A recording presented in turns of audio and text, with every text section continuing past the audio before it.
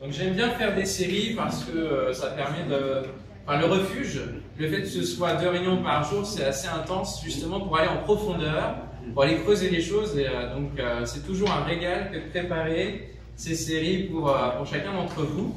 Je mets des semaines à préparer cela, à méditer, à digérer aussi ces choses et puis à en conclure quelques principes, quelques directions de la part de l'Esprit. Je prie aussi pour que ces séries soient aussi de l'ordre prophétique et nous amènent à considérer aussi les temps dans lesquels nous vivons et que ce que l'on peut étudier dans la parole de Dieu, aussi lointain soit-il en termes de temps, eh bien ça peut nous apporter aussi des leçons, soit en termes de vie chrétienne, soit en termes d'avertissement ou d'apport de prophétie et d'accomplissement dans la fin des temps que nous sommes.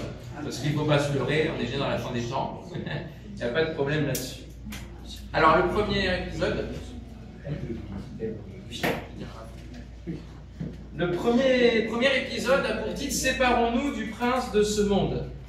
Donc en fait, ce qu'on va suivre, pourquoi je parle de règne? Parce que j'ai étudié les premiers rois d'Israël. Donc on va se plonger énormément dans l'arrivée au pouvoir de Saül, l'installation en tant que premier roi d'Israël, et David, qui sont tous deux des figures desquelles on peut retirer pas mal de choses. Et donc on a ce principe de royauté, mais bien sûr, comme vous l'avez vu sur l'image, on va parler d'un autre royaume qui vient, celui de Christ, hein, le lion de la tribu de Juda. On va aussi aller sur cette image-là, du loup et du lion. C'est un petit peu l'image de Saül et David, et on va manger du lion. Donc je pense que vous allez repartir de cette semaine fort comme des lions. Amen. Des brebis au cœur de lion. C'est ça qu'il nous faut viser. Donc séparons-nous du prince de ce monde. Si on parle d'un règne qui vient, c'est qu'il y a un roi, forcément. Et donc on va aborder cette dimension du règne de Christ au travers de l'installation d'un nouveau régime pour le peuple d'Israël, la monarchie. Parce qu'ils n'ont pas toujours eu des rois. Et donc on va voir combien la lecture des premiers rois, que sont Saül et David, est très intéressante et fait résonance encore aujourd'hui dans la lecture donc eschatologique du règne qui vient devant nous. Premièrement, chacun faisait ce qui lui semblait bon. Avant que la monarchie soit installée en Israël, voilà le résumé de ce qui se passait pour le peuple. Le peuple était installé dans le pays, au travers des différentes tribus, et bien avant cette monarchie, il y avait un autre système qui s'est développé. Des leaders ont unifié donc le peuple avant d'entrer dans le pays, à travers de Moïse, voilà, grande figure. Et puis ensuite Josué, c'est le temps de la conquête. Mais ces deux leaders-là ne sont plus. Et donc qu'est-ce qui se passe après? Chacun faisait ce qui lui semblait bon. Au point même que c'était déjà le cas du temps des Josué, puisque on voit à chaque fois que le peuple, même s'il a des leaders, eh bien, veut faire un peu ce qu'il veut. Et du temps de Josué, la fin de Josué, chapitre 24, eh bien, il leur dit écoutez, maintenant, à vous de choisir. Soit vous adorez les faux dieux, soit vous adorez l'Éternel. Mais moi, j'ai fait mon choix. Moi et ma maison, nous servirons l'Éternel.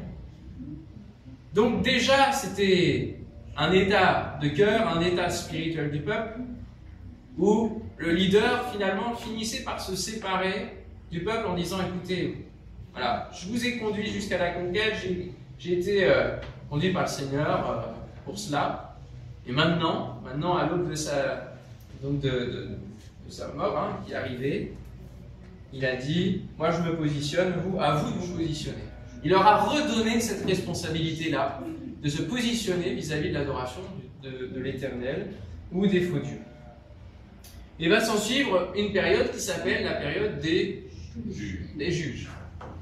Et cette période des juges, je vous invite à lire le livre des juges de temps en temps pour se rappeler un petit peu cette période-là qui est très intéressante, mais il se lève de la part de Dieu pour rétablir justement l'autorité de l'Éternel, le fait que c'est lui qui guide son peuple, que c'est lui qui doit être adoré. Et donc régulièrement, il y a des retours avec les juges qui se lèvent, des retours vers Dieu. Parce que bien souvent, et c'est le cas aussi pour nous, quand on s'éloigne de Dieu, et qu'on va vers d'autres dieux, vers d'autres idoles, à un moment donné, on se retrouve à crier à l'Éternel. En disant « Au secours, Seigneur, j'ai besoin de toi ». Ce n'est pas le type de relation que le Seigneur voudrait. Hein, du va-et-vient, du yo-yo comme ça, je suppose pour ceux qui sont en couple ou qui ont vécu un temps de relation au couple, ce n'est pas souhaitable que de vivre du yo-yo de cette manière, que de vivre une relation de cette manière. Cette période de juge, donc, eh bien, sert à terrasser les ennemis oppresseurs.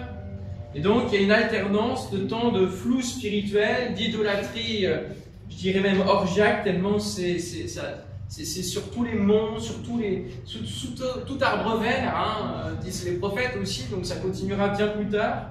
Il y a une idolâtrie monstre. Et donc, la phrase qui revient le plus quand on lit le livre des Juges, chacun faisait ce qui lui semblait bon. Et on verra, on viendra sur cette période-là, parce que Saül, finalement, au travers de ces différents coups d'éclat de roi, va rappeler cette période-là des Juges. C'est une jolie phrase, chacun faisait ce qui lui semblait bon, une phrase de liberté, une phrase de libre choix. Seulement, on peut voir vraiment que le résultat amène de plus en plus de divisions dans le peuple. Les tribus ne sont pas du tout unies. De plus en plus de décadence, et ça se termine avec la quasi-extinction de la tribu de Benjamin, qui va être en horreur aux autres tribus. Et donc, ce n'est même pas des ennemis extérieurs qui viennent exterminer cette tribu, c'est les autres frères qui donnent la leçon à Benjamin. Première grande réflexion qui nous amène donc à notre état actuel du monde et de l'Église. Cette célèbre phrase des Juges n'est-elle pas encore ce qui est promu aujourd'hui? Finalement, que chacun fasse ce qui lui semble bon. Pourquoi? Parce que dès qu'on commence à donner un point de doctrine, une vérité absolue de la parole de Dieu, une affirmation peut-être de morale, oulalalala, on a des levées de bouclier. Alors, bon, que chacun fasse ce qui lui semble bon. C'est vrai dans le monde, et ça peut s'expliquer par la recrudescence du péché, donc on veut de plus en plus de liberté, mais finalement on empêche les autres d'être vraiment libres. Bref, je ne vais pas m'étendre sur le monde, ça nous concerne moins. Mais c'est aussi vrai dans l'Église, où de moins en moins, on peut se permettre d'amener un certain cadre qui est celui de la parole de Dieu. Et de plus en plus, on a peut-être des levées de boucliers sur ce qui peut être dit, fait. Les gens veulent de la liberté, les chrétiens veulent de la liberté. Et c'est vrai qu'il y a eu des temps où c'était peut-être trop, il n'y avait pas assez de liberté, où les gens devaient suivre au doigt, au pied de la lettre, au doigt à l'œil, ce que le pasteur disait. Et ce que le pasteur disait n'était pas parole forcément d'évangile. Donc il y a un extrême et puis il y a l'autre. Et aujourd'hui on est dans l'autre. Où là on est dans une certaine légèreté vis-à-vis de la foi, vis-à-vis de notre relation avec Dieu. Et des principes du royaume justement. Lesquels de ces principes-là, on ne peut pas faire n'importe quoi. L'apôtre Paul le dit, vous avez été appelés à la liberté, oui, mais ne faites pas de cette liberté un prétexte pour finalement continuer votre vie comme avant, comme quand vous étiez sans le Seigneur.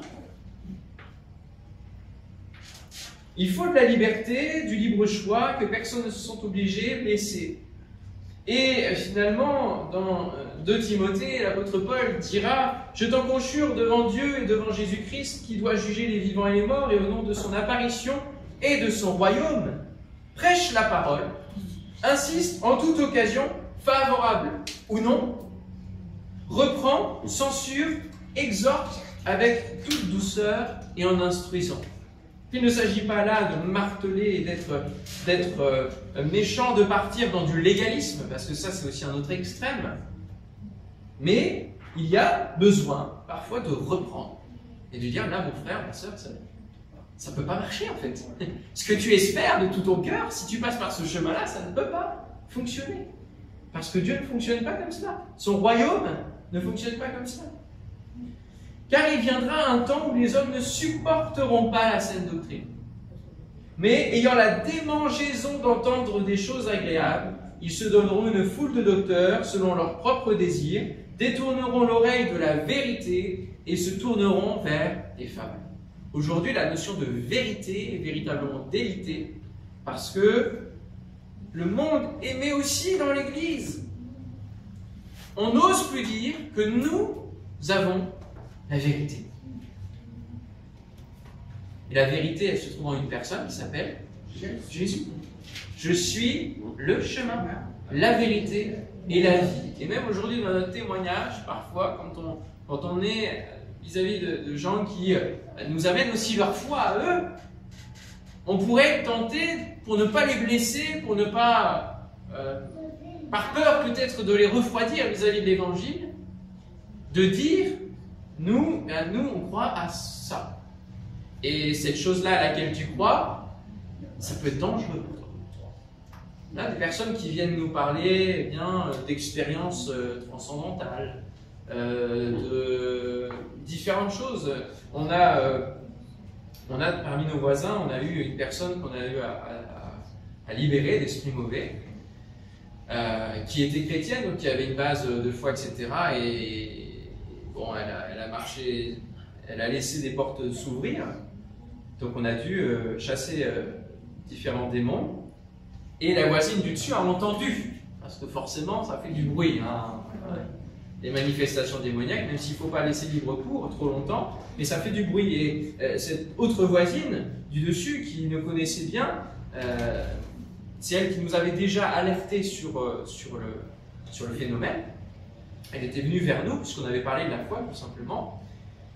Et quand elle a entendu ces choses-là, elle est venue vers nous et elle était en contact avec sophrologue, naturo, je sais pas quoi, chaman dans un autre pays, et qui lui avait recommandé de mettre dans l'encens pontifical dans sa maison, etc. Alors on s'est dit, voilà, c'est une deuxième personne. Et donc on a dit, non, ne fais surtout pas ça.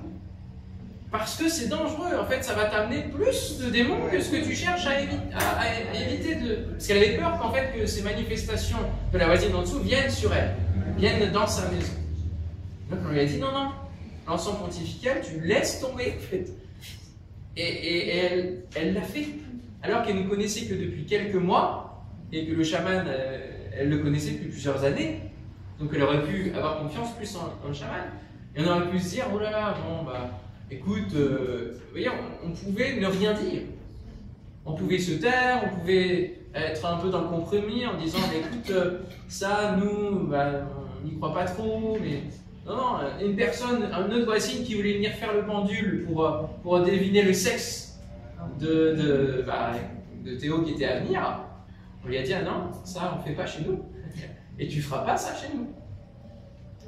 Et ça vient insidieusement parfois, et parfois on n'ose pas placer notre foi. On n'ose pas se séparer du prince de ce monde qui voudrait reprendre quelques contrôles sur notre vie, sur nos influences, sur nos relations. Je préfère regarder le culte sur l'ordinateur, je suis trop fatigué ce matin. Chacun faisait ce qui lui semblait bon. Tel prédicateur, non, il ne me satisfait pas.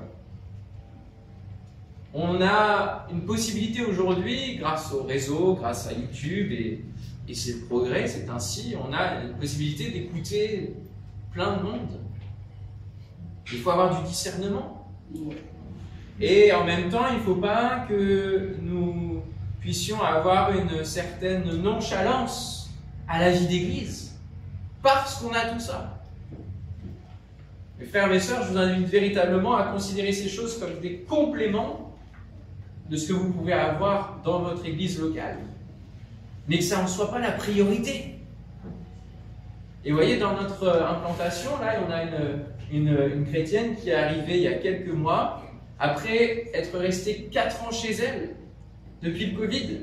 Elle suivait les cultes par Internet, mais à un moment donné, c'est pas suffisant, parce que c'est pas ça que la parole de Dieu nous invite à vivre. C'est la vie d'église locale, c'est de partager la communion fraternelle, c'est de s'encourager à nous préparer ensemble pour le royaume. Parce qu'on ne va pas être tout seul devant un écran dans le royaume qui vient, vous voyez? On va être ensemble. Ça va pas être des relations avec de la réalité augmentée, des casques 3D et tout ce qu'on va avoir. Non, non, c'est pas ça le royaume qui vient. Le royaume qui vient, c'est des relations directes, de cœur à cœur, alléluia, avec notre Dieu et avec tous ceux qui sont sauvés, avec les anges, avec les 24 vieillards et toutes ces personnes-là qui nous sont décrites dans la parole de Dieu. La ferveur des chrétiens, et je me mets dans le lot, même des pasteurs, n'est plus ce qu'elle était à une certaine époque, en polémique, beaucoup plus, et sur les réseaux sociaux, ça s'envenime encore plus. Je ne vous dis pas, des fois quand je regarde, je m'arrête de temps en temps sur les commentaires, une personne publie un verset, et puis on prête des intentions à cette personne qui a publié des versets, alors on met des commentaires en disant « mais non, mais c'est pas comme ça qu'on peut interpréter ceci, cela ». Et alors on passe du temps là-dessus, on met le focus sur le spectacle, sur le scandale, plutôt que sur l'annonce d'une bonne nouvelle. Sur l'avertissement en disant « hé, il y a un royaume qui vient, il faut qu'on se prépare, mon frère, ma soeur. C'est pas le moment de faire des choses futiles. C'est pas le moment d'aller bâtir des choses ici-bas. Il est plus que temps de nous préparer à celui qui revient d'un moment à l'autre. Et cela doit faire lever au milieu de du peuple de Dieu et en chacun de nous des sentinelles qui avertissent. Merci au Seigneur de ce qu'il lève parmi les jeunes générations, des jeunes qui ont faim et soif de la parole de Dieu. Alléluia, ça réconforte. On se dit, Dieu n'en a pas fini. Il lève des jeunes, mais vraiment qui ont soif de vivre des choses. Il y a le Summer Camp dans le sud, il y a différents camps. Priez pour ces camps, pour ces colos. Prions tous les étés, pour tous les jeunes qui seront dans ces lieux, afin que Dieu déverse sa bénédiction, qu'il puisse convaincre de repentance et que nous revenions dans nos églises avec des jeunes enflammés. Alléluia. Que nous puissions être des modèles pour eux. Des modèles de ferveur, des modèles de probité, des modèles dans différents domaines, et c'est ce qu'on va avoir tout au long de ces 4 prochains jours. Cela nous amène à la 7e église de l'Apocalypse, qui représente la dernière période ecclésiale dans la temporalité. Il y a, je ne sais pas si vous savez cela, mais il y a 7 églises, et les 7 églises représentent 7 grandes périodes de l'histoire de l'Église. Et la première représente donc les premiers chrétiens qui sont juste après que Christ soit allé au ciel. Et puis, comme cela, il y a différentes périodes, celle du Moyen-Âge, etc. Et la 7e église, l'église de Laodicée, c'est l'église qui représente l'église de la fin des temps. Et je vous invite à venir avec moi dans Apocalypse chapitre 3. On va plonger nos regards ensemble. Apocalypse chapitre 3, verset 14. Alors, bien sûr, il y a différentes lectures de ces églises. C'était aussi des lettres vraiment pour ces églises-là, pour ces villes-là, puisque ça correspondait à des réalités. Quand on épluche un petit peu le contexte de ces villes, de ce qui se passait dans ces villes-là, on comprend pourquoi ces églises vivaient ce que Jésus décrit. Mais on a aussi cette autre lecture de l'église de temporalité, écrit à l'ange de l'église de Laodicée. Voici ce que dit l'Amen, le témoin fidèle et véritable, le commencement de la création de Dieu. Je connais tes œuvres. Je sais que tu n'es ni froid ni bouillant. Puisses-tu être froid ou bouillant? Ainsi, parce que tu es tiède et que tu n'es ni froid ni bouillant, je te vomirai de ma bouche. Parce que tu dis, je suis riche, je me suis enrichi, je n'ai besoin de rien. Parce que tu ne sais pas que tu es malheureux, misérable, pauvre, aveugle et nu, je te conseille d'acheter de moi de l'or éprouvé par le feu, afin que tu deviennes riche, et des vêtements blancs, afin que tu sois vêtu, et que la honte de ta nudité ne paraisse pas. Et un collier pour oindre tes yeux, afin que tu vois. Moi, je reprends et je châtie tous ceux que j'aime. Et donc du zèle et repens-toi. Voici, je me tiens à la porte et je frappe. Si quelqu'un entend ma voix et ouvre la porte, j'entrerai chez lui, je souperai avec lui et lui avec moi. Celui qui vaincra, je le ferai asseoir avec moi sur mon trône. Alléluia, le royaume qui vient. Comme moi, j'ai vaincu et me suis assis avec mon Père sur son trône. que celui qui a des oreilles entende ce que l'Esprit dit aux églises. Vous savez, l'histoire de l'humanité, conduite par le Seigneur et en même temps avec le libre arbitre qu'il a laissé à l'homme, eh bien, cette histoire de l'humanité, elle commence au Jardin d'Éden et elle doit se terminer dans un jardin. Notre objectif, c'est de retrouver le chemin pour gagner l'arbre de vie et pouvoir en manger et avoir donc la vie éternelle. Chose qui a été interdite à Adam, sinon il aurait vécu éternellement dans le péché et dans le mal. Et là, on est parlé de nudité, il est parlé de ces différentes choses, et finalement, on revient à un certain état des débuts de l'humanité avec Adam et Ève. Et nous ne nous rendons plus compte de la honte de notre nudité. Nous ne voyons plus que nous sommes malheureux, misérables, pauvres, aveugles et nus parce que nous pensons être riches. Voilà, on a de belles églises. On investit dans les bâtiments, on investit dans plein de choses. On a du monde qui vient, qui se convertit. Et donc on pense être vraiment dans l'opulence. Et à l'instar de l'Église catholique en son temps qui bâtissait d'énormes cathédrales et un des papes dire à Saint Augustin, eh bien, vous voyez, tout ce que nous avons, l'Église ne peut plus dire qu'elle est pauvre. Voilà. Elle ne peut plus dire « je n'ai ni argent ni or ». Saint Augustin de répondre « mais peut-elle encore dire « lève-toi et marche ». Quelles sont nos priorités? Où en est l'Église? Et chacune de ces pierres, que nous puissions nous laisser sonder par notre Seigneur, afin de voir dans quel état de cœur nous sommes, et que nous puissions réagir à cet état de fait, chacun faisait ce qui lui semblait bon. Alors, quand on regarde cela, quand on lit le livre des Juges, on se dit, mais à un moment donné, il faut qu'il y ait un stop, il faut faire quelque chose. C'est le deuxième point, il faut faire quelque chose. Le peuple hébreu s'approche de Samuel, le juge de l'époque, et réclame un roi. On va aller dans 1 Samuel chapitre 8, verset 3.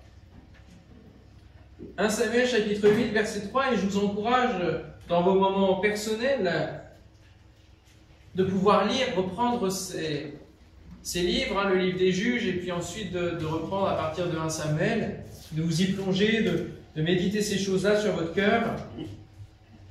1 Samuel 8, verset 3, « Mais ils ne suivaient pas les traces de leur père, comme ils étaient corrompus par l'amour de l'argent. Ils acceptaient des pots de vin et faussaient le droit. » C'est pourquoi tous les responsables d'Israël se réunirent auprès de Samuel à Rama. Ils lui déclarèrent « Te voilà devenu âgé, et tes fils ne suivent pas tes traces. Maintenant, établis sur nous un roi pour qu'il nous dirige, comme cela se fait dans toutes les autres nations. » Et on va voir dans la suite que cela va déplaire à Samuel. Samuel va être furieux de cette parole-là. Mais pourtant, il recherche une solution. Ils réagissent à cet état qui est là, où c'est la débâcle, où finalement même les fils de Samuel ne suivent pas eux-mêmes les principes que leur père leur a inculqués, alors que Samuel, si on regarde sa vie, il n'y a rien à reprocher. Pourquoi cela déplaît à Samuel? On est en recherche de solutions, d'unité, puisque un roi, ça va être l'unité, puis de soumission aussi, parce qu'un roi, on s'y soumet. On cherche une solution face à l'église qui ne va pas bien. On change d'église, par exemple. Ou alors on dit, élisons un nouveau CA. Ou dans notre vie, je vais trouver un autre job, je vais déménager, je vais demander à tel pasteur ce qu'il en pense. Alors on a différentes recherches de solutions. On dit, là où ça ne va pas bien, je vais chercher une solution. Mais laissez-moi vous dire que toutes les décisions qui ne sont pas prises avec l'agrément divin, eh bien, sont vaines parce que ce n'est pas la solution. Et l'invitation à nous préparer au royaume qui vient, au règne qui vient, ça va être surtout de pouvoir laisser Dieu gérer. Laisser Dieu être véritablement le roi. Cela déplaît à Samuel, du coup, parce que, comme le dira l'Éternel à Samuel, c'est moi qui le rejette, en tant que roi. Dieu est peut-être invisible, lointain, Il n'apparaît qu'au travers des leaders et si les leaders ne fonctionnent pas, alors il n'y a plus de Dieu qui fonctionne. Et parfois, si nous vivons notre foi au travers des leaders, notre foi n'existe presque pas. Laissons notre Créateur gouverner et ne prenons pas les décisions à sa place. Parce que finalement, ça c'est l'esprit de rébellion que Satan a développé. Voulant être à la place de Dieu, c'est aussi prendre les décisions à la place de Dieu. C'est tout faire à la place de Dieu. On y reviendra dans un autre épisode plus longuement. Et voici la motivation du peuple qui est déclarée, comme cela se fait dans toutes les autres nations. Voilà aussi pourquoi ça déplaît à Samuel. Parce que ça fait quand même des générations et des générations que dans la tradition orale, d'hébreu en hébreu, on transmet ce que Dieu a fait pour le peuple. On transmet quel est ce Dieu qui a libéré le peuple d'Égypte à grand effort de miracle. Combien il a été fidèle dans le désert malgré la rébellion du peuple. Et combien il leur a amené un pays où coule le lait et le miel. Malgré le fait qu'il fallait le conquérir. Et de tout ça, eh bien, d'un revers de main, d'un revers de parole, on l'élimine. Et ça nous arrive bien souvent de ne garder que le mauvais de notre vie, plutôt que tous les miracles que Dieu nous a fait vivre. Est-ce qu'on se rappelle de tout ce que Dieu a fait pour nous? Est-ce qu'on prend le temps de considérer dans différents épisodes de nos vies, même là où on n'a pas vu Dieu, et finalement quand on regarde avec du recul, on se dit, mais en fait tu étais déjà là. Amen. Ta main était déjà sur moi. Amen. Amen. Dieu veut faire du peuple hébreu un peuple à part, séparé du reste du monde, des autres nations qui ne suivent pas le Seigneur. Il a fait lever Abraham, toute une histoire pour être un peuple hors du commun, à part, le peuple de Dieu. Et on arrive, après tout ce que Dieu a fait pour eux, à cette conclusion, eh bien on veut être et faire comme tout le monde. Et finalement, quand on ramène aussi à la dimension de l'Église, eh bien l'Église est tentée de vouloir faire comme tout le monde. Quand une Église est remplie et fonctionne et déborde, alors beaucoup se précipitent pour voir quelle est la recette qui fonctionne. Qu'est-ce qui marche? On veut avoir la même qualité musicale que celle du monde. On veut avoir des écrans encore meilleurs que ceux du Futuroscope. On veut tout le monde, être comme tout le monde pour accueillir le monde. Mais quand on lit la parole de Dieu, c'est pas comme ça que ça fonctionne non plus. Oui, Dieu veut sauver les hommes par la folie de la prédication. Et parfois, on amène aussi autre chose que la prédication parce qu'on se dit ce n'est plus mes paroles qui vont venir convaincre, qui peuvent toucher un cœur. On pense que les cœurs sont trop durs maintenant pour se repentir, pour venir à Dieu. Ne faisons pas comme tout le monde. Soyons différents. Alléluia. Amen. Est-ce que c'est Dieu qui bâtit? Est-ce que c'est Jésus qui bâtit? Qui a dit « Je bâtirai mon église » C'est Christ. Et il n'a pas dit, comme quand il a dit « Je suis la lumière du monde, vous êtes la lumière du monde », il n'a pas dit « Je bâtirai mon église, vous bâtirez mon église ». Ça reste sa responsabilité. Il reste le chef de son église. Oui, il utilise des ouvriers, il fait lever des ministères pour établir, pour édifier, pour renforcer, pour conduire. Mais il est le chef. Il est le chef. Il est le roi. Alléluia. Il a donné Jésus pour chef suprême à l'Église. Éphésiens 1. Allez, on va lire un petit psaume du fils de David. Psaume 127. Cantique pour la route vers la demeure de l'Éternel, de Salomon. Si l'Éternel ne bâtit la maison, en vain les bâtisseurs travaillent. Si l'Éternel ne garde pas la ville, en vain la sentinelle veille. Oui, il est vain de vous lever très tôt et de vous coucher tard et de vous donner tant de peine pour gagner votre pain, car Dieu en donne autant à ceux qui lui sont chers pendant qu'ils dorment.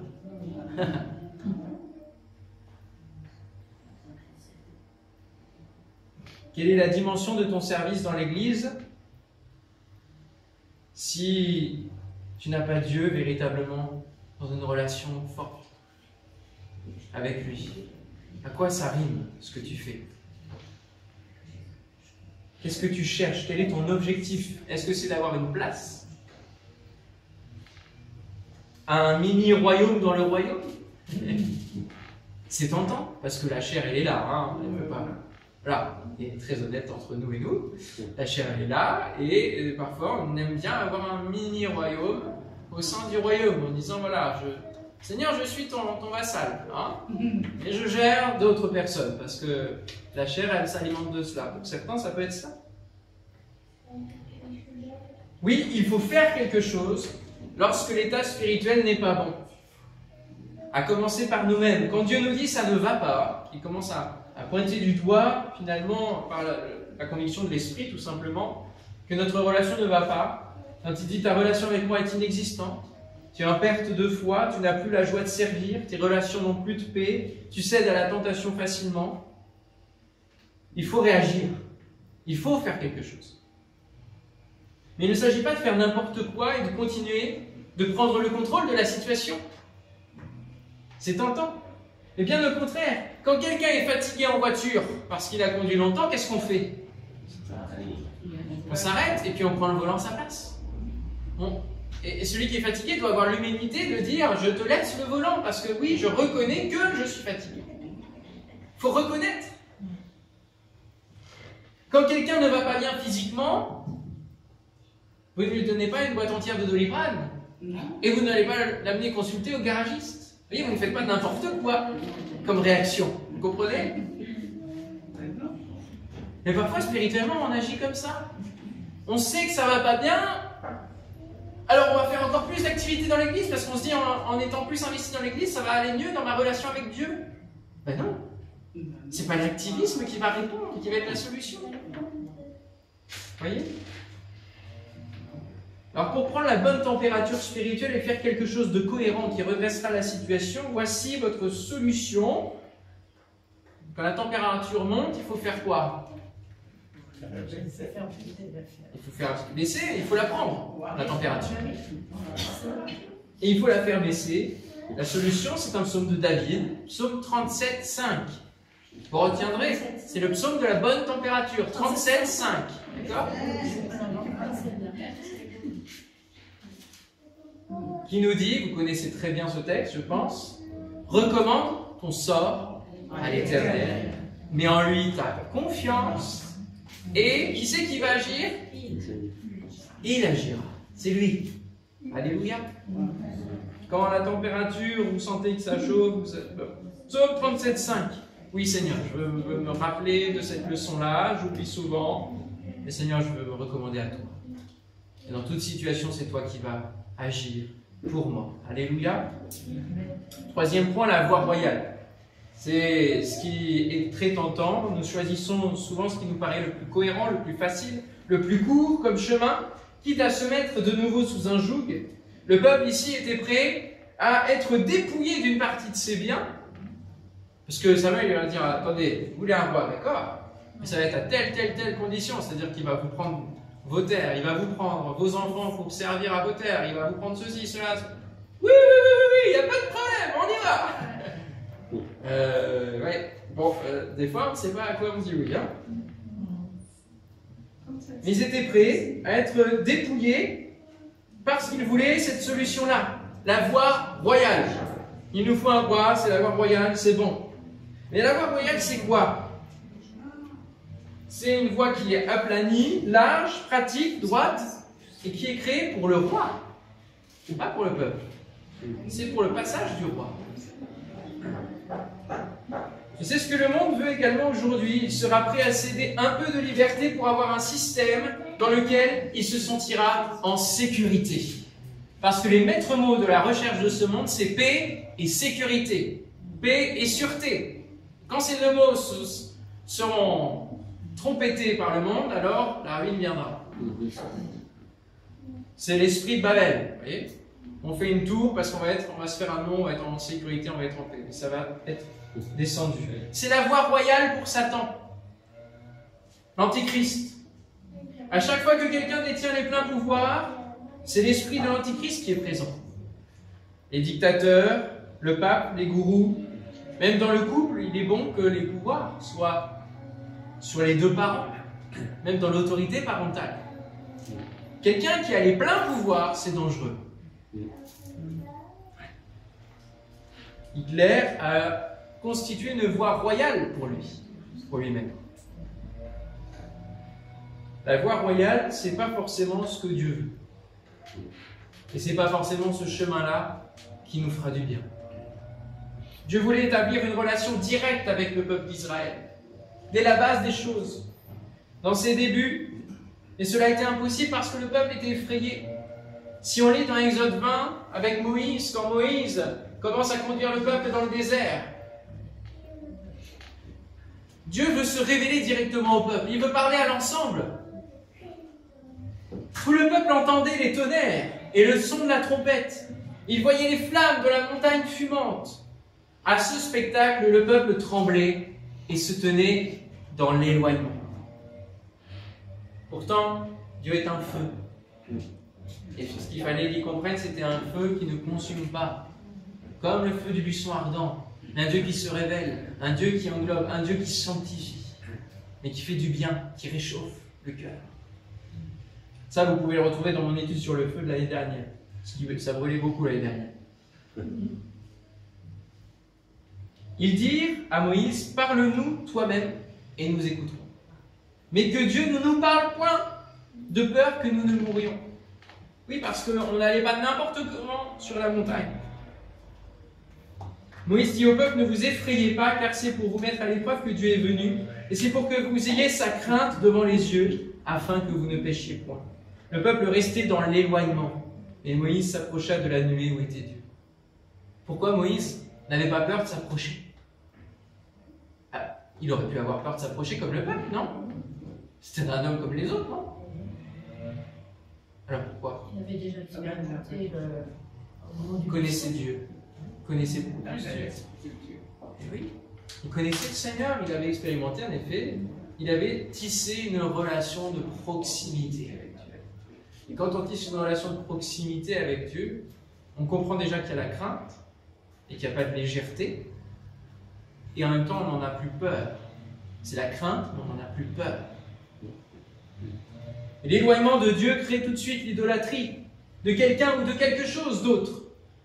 Pendant que Dieu expliquait à Moïse l'installation de la relation rapprochée avec Dieu, parce que du coup Dieu va dire, je vais expliquer à Moïse comment je vais quand même pouvoir me rapprocher du peuple.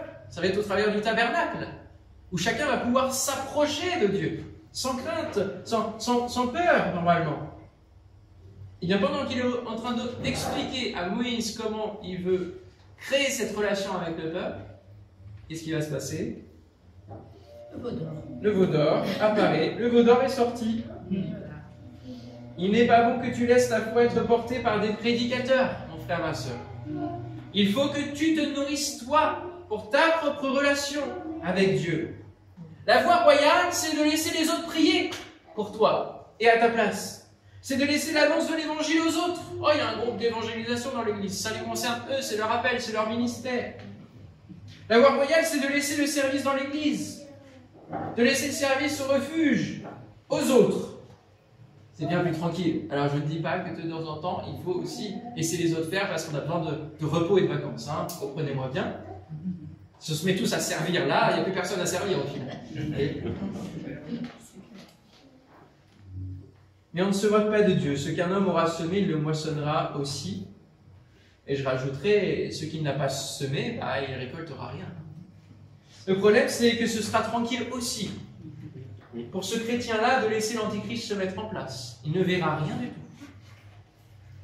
Il va venir le ligoter et l'amener à l'adoration de la bête. Parce que si on n'est pas proche de Dieu, on se rapproche de la bête, de l'Antichrist. C'est pour cela que les apôtres, et dans les épîtres régulièrement, il y a cette alerte de veiller, de discerner. De Thessaloniciens chapitre 2, versets 3 et 4, que personne ne vous séduise d'aucune manière.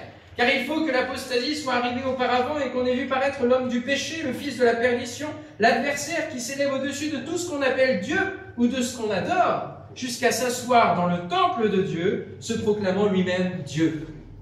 Le but de Satan, c'est de remplacer ta relation avec Dieu par une relation avec lui. Et il est prêt pour cela à aller jusque sur le trône de ton cœur. C'est cela qu'il vise. Parce qu'il y était avant. Alors, il réclame un droit sur ton cœur. Il faut que tu lui rappelles qu'il n'a plus le droit de venir. Qu'il a été destitué. Amen. Puis je vis monter de la mer une bête qui avait 10 cornes et 7 têtes, et sur ses cornes 10 diadèmes, et sur ses têtes des noms de blasphème. Apocalypse 13. La bête que je vis était semblable à un léopard, ses pieds étaient comme ceux d'un ours, sa gueule comme une gueule de lion. Le dragon lui donna sa puissance et son trône et une grande autorité.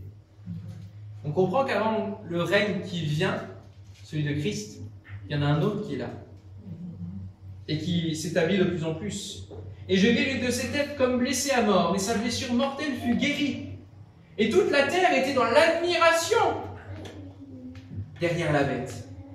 Et ils adorèrent le dragon parce qu'il avait donné l'autorité à la bête. Ils adorèrent la bête en disant « Qui est semblable à la bête et qui peut combattre contre elle ?» Voici le premier règne qui peut venir si nous nous trompons de roi. C'est ce que le peuple a fait. Il va bien voir qu'avec un roi humain à sa tête, cela n'arrangera rien du tout. À chacun faisait ce qui lui semblait bon. La période des rois n'amène pas plus de choses que les juges. Si, la faim, encore pire, l'exil et la destruction du pays. Alors préparons-nous au règne qui vient en nous séparant de l'esprit du monde. Nous sommes l'Église. Et l'Église, ça signifie quoi? Étymologiquement parlant, ecclésia. Appelé, ecclésia, hors d'eux, ek. Ecclésia. Ce monde est dirigé par le prince de ce monde qui s'appelle Satan. Alors nous nous consacrons. Nous nous mettons à part pour être saints. Nous nous préparons à notre mariage avec l'époux. Alléluia. Et nous ne pouvons pas être mêlés à Satan. On va lire ensemble deux derniers textes. 2 Corinthiens chapitre 6, verset 14. Alors, vous allez voir pendant ces 4 jours, ça va être intense. On va manger la parole de Dieu. Vous allez être peut-être un petit peu goinfré. Ça va être assez dense parce qu'en fait, je me suis rendu compte que j'ai fait à peu près le même nombre de pages que ce que je fais en une semaine. Donc, réduit sur 4 jours, il va falloir suivre. 2 Corinthiens 6, 14, 18 et jusqu'au premier verset du chapitre 7. Ne vous mettez pas avec des incroyants sous un joug qui n'est pas celui du Seigneur.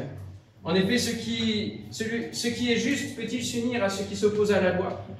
La lumière peut-elle être solidaire des ténèbres? Rappelons-nous au tout début, Dieu séparait les deux. Le Christ peut-il s'accorder avec le diable? Que peut avoir en commun le croyant avec l'incroyant? Quel accord peut-il exister entre le temple de Dieu et les idoles? Car nous sommes, nous, le temple du Dieu vivant. Dieu lui-même l'a dit, j'habiterai, je marcherai au milieu d'eux, je serai leur Dieu et ils seront mon peuple. C'est pourquoi sortez du milieu d'eux, séparez-vous d'eux, dit le Seigneur. N'ayez pas de contact avec ce qui est impur, alors je vous accueillerai.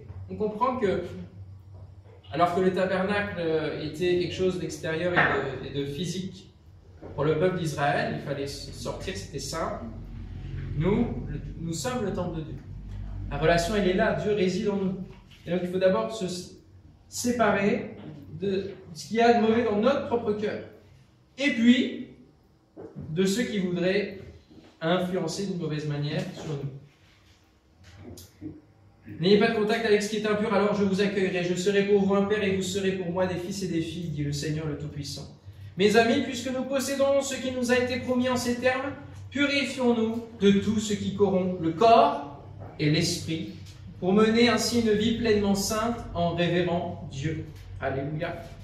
Se séparer des principes du monde, c'est se nourrir des principes du règne qui vient, du royaume divin. Et celui-ci est partagé par Jésus dans le sermon sur la montagne. Il va partager, et on va faire pas mal d'écho avec le sermon sur la montagne. Finalement, c'est un texte où Jésus donne les principes du royaume, donne la vision du royaume, dit comment ce royaume fonctionne. Et vous pouvez faire écho de ce texte avec plein de textes. J'avais fait une étude sur l'Ecclésiaste qui s'appelait le sermon sous le soleil, parce qu'il y avait un écho entre les deux livres, là, qui sont entre Matthieu 5, 6 et 7, et l'Ecclésiaste, qui sont vraiment très très forts. Et on va lire justement Matthieu 5, verset 43. Voilà le principe du royaume divin, qui nous montre que nous sommes différents, que nous sommes appelés à nous séparer, qu'il y a véritablement une différence entre la lumière et les ténèbres. Avec la loi, Matthieu 5, verset 43, vous avez appris qu'il a été dit, tu aimeras ton prochain et tu haïras ton ennemi. Voilà, la loi du talion, tout cela. Et bien moi, je vous dis, aimez vos ennemis. Si vous voulez vous préparer pour le règne qui vient, priez pour ceux qui vous persécutent. Ainsi, vous vous comporterez vraiment comme des enfants de votre Père Céleste, car lui, il fait luire son soleil sur les méchants aussi bien que sur les bons, il accorde sa pluie à ceux qui sont justes comme aux injustes. Si vous aimez seulement ceux qui vous aiment, allez-vous prétendre à une récompense pour cela? Les collecteurs d'impôts eux-mêmes n'en font-ils pas autant? Si vous ne saluez que vos frères, que faites-vous d'extraordinaire? Les païens n'agissent-ils pas de même? Votre Père Céleste est parfait, soyez donc parfaits comme lui. Nous sommes dans le monde. Le Seigneur ne nous a pas retirés dès que nous avons été sauvés, parce que nous avons un ministère à accomplir, une mission à accomplir. Mais nous ne sommes plus du monde, nous n'avons plus l'esprit du monde en nous. Et ça, c'est vraiment la première étape pour pouvoir rejoindre ce royaume de sainteté. C'est que son peuple sorte de Babylone, comme le dit l'Apocalypse, de ce monde passé qui avait voulu se séparer de Dieu. Que nous puissions retrouver le chemin de nous séparer du monde et d'aller vers le Seigneur. Amen. Amen. Alléluia. Seigneur, merci pour ta parole. Merci parce que tu nous enseignes et tu nous invites. C'est une véritable invitation à nous préparer à ce règne qui vient. Et tu nous invites premièrement à nous séparer du prince de ce monde et de l'esprit qu'il a, l'esprit du monde. Seigneur, fais-nous grâce, parce que tu vois combien nous pouvons être tentés de vouloir gérer les choses, quand nous avons des décisions à prendre sur nos propres vies, etc. Seigneur, donne-nous de ne pas prendre des décisions sans te consulter auparavant, sans que toi, tu prennes la conduite de nos vies, que tu nous conseilles sur ce que nous devons faire. Tiens, donne-nous de prendre la température dans notre relation avec toi. Et Seigneur, donne-nous d'appliquer ce psaume 37,5. De recommander, Seigneur, notre vie tout entière à toi, afin que toi tu agisses. Alléluia. Donne-nous de placer notre confiance en toi, Jésus. Tiens, donne-nous du discernement et donne-nous de veiller sur nous-mêmes, sur notre cœur, plus que toute autre chose, sur le trône de notre cœur. Nous savons combien les royaumes peuvent être attaqués. Les forteresses peuvent être attaquées. Et il en est un qui veut attaquer notre forteresse. Mais Seigneur, donne-nous de résister avec tes armes, Seigneur. Alléluia. Merci de ce que tu vas poser ta main sur ces jours. De ce que tu vas nous enseigner, nous nourrir, nous conduire. Amen. Et nous tenir en alerte. Amen. Alors que l'Antéchrist monte peu à peu. Et que ce monde est en ébullition. Qu'il y a des exercices de préparation à qu'il y ait l'adoration de la bête. Seigneur, donne-nous d'être assez alertes, assez veillants et priants pour discerner et ne pas nous laisser tromper. Au nom de Jésus. Amen. Relève et continue d'édifier ton Église. Bâtis ton Église. Seigneur mon Dieu, nous savons que tu es fidèle à ta parole et nous n'avons pas à nous inquiéter là-dessus. Seigneur, donne-nous d'être de bons ouvriers dans ton champ. Alléluia. Au nom de Jésus-Christ. Amen. Amen.